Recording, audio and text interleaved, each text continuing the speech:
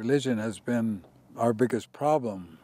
It was the Pope who made that statement in 1493, if there are no Christian nations in this new land that you have discovered, I declare those lands to be empty, open for colonization by Christian nations, very explicit. Further, if there are people there and they are not Christians, they do not have a right of title to land. Disenfranchised the whole Western Hemisphere with one statement. We had no idea he said that. We had no idea. And it prevails today. Cheryl versus Oneida Indian Nation, 2005, first notation, Doctrine of Discovery. First notation. That's 1493. Doctrine of Discovery. It's still calling us non-Christians, non-title. So,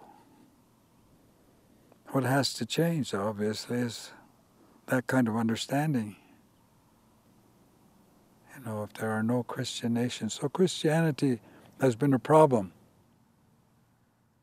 When Christianity was introduced to Hawaii, the focus then became humans and, an afterlife, and it really did not focus on continuing this relationship between humans and the land and nurturing that relationship.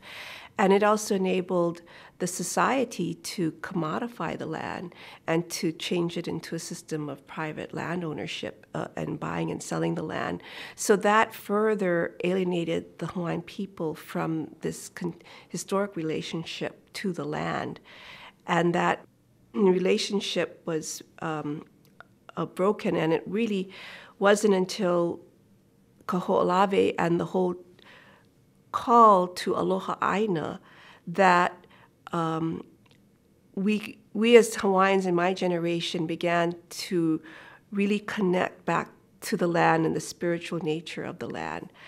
And by honoring again our gods, such as Lono of the Makahiki, when the Makahiki on Kaho'olawe was first observed again in 1980, this was the first time that in modern day, the full ceremony was practiced, and we begin that reconnection of the Hawaiian to our spiritual soul as a people, because that Christianity had severed that relationship of our soul to the land, because it focused on our soul in relationship to an abstract entity, which is good, but it still didn't enable us to keep and nurture and honor our relationship as humans to the land and the spirit of the land, which is really the heart and soul of our culture as a people and our identity as a people here in Hawaii, because it's Hawaii that we are related to and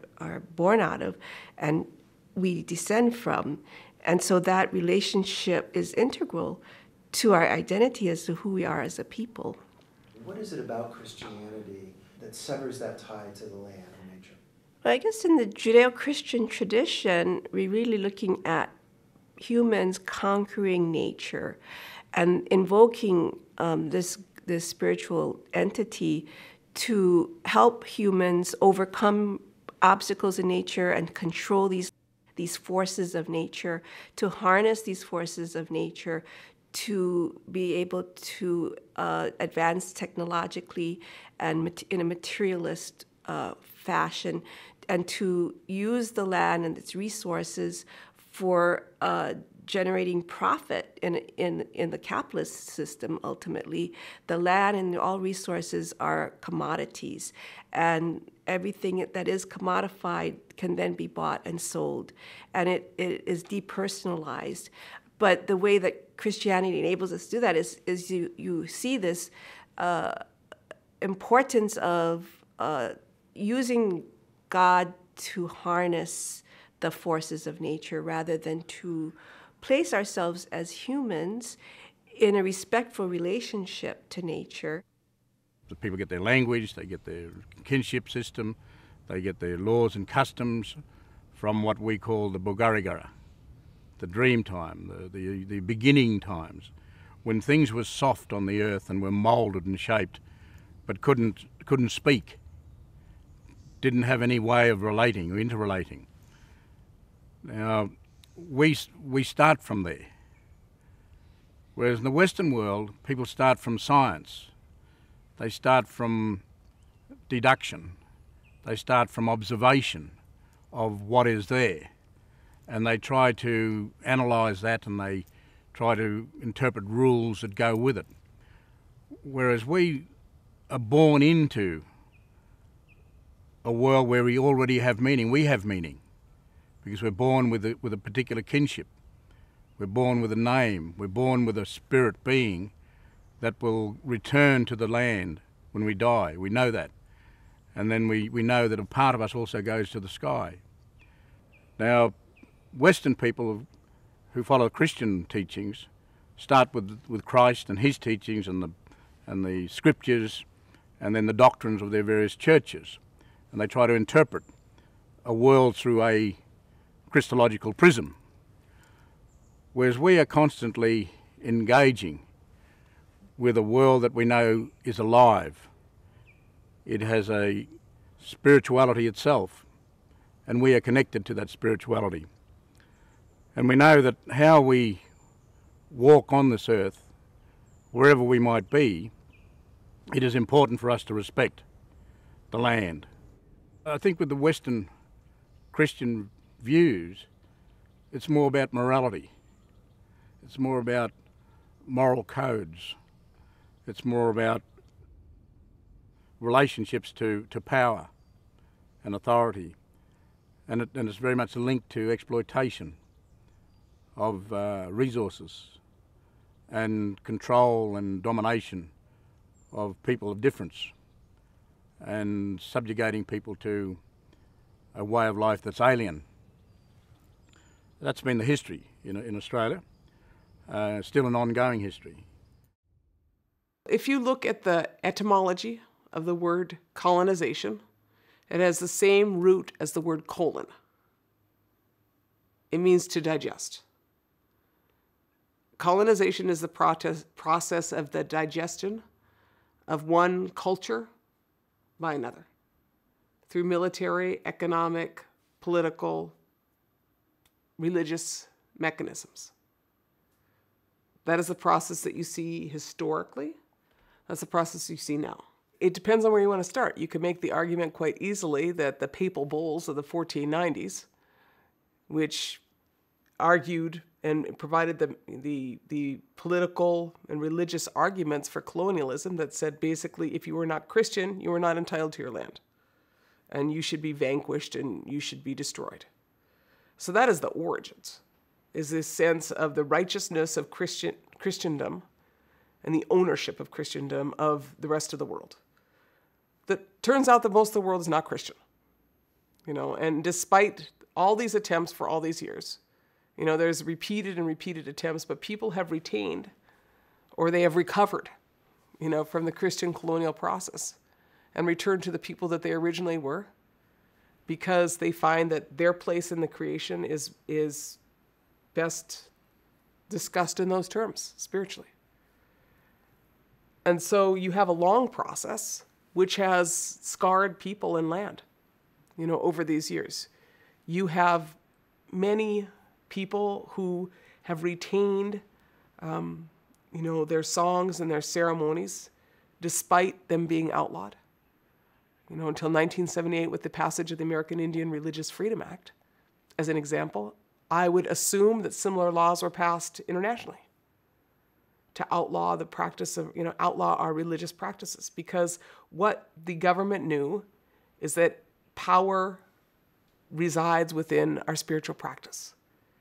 And so in systematically attempting to replace our power with their Christian churches and then their government agents, they were able to destabilize many of our communities.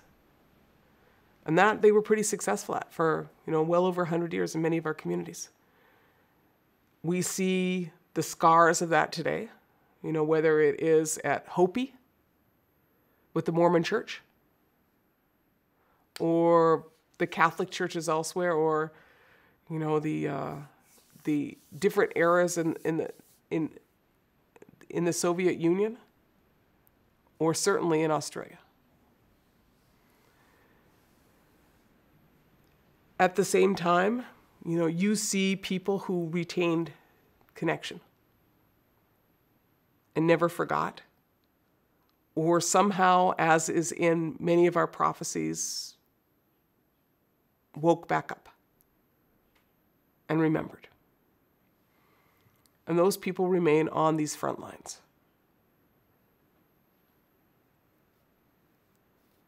The government, in many cases, though, has worked well with new deployment of Christian churches into Indigenous territories.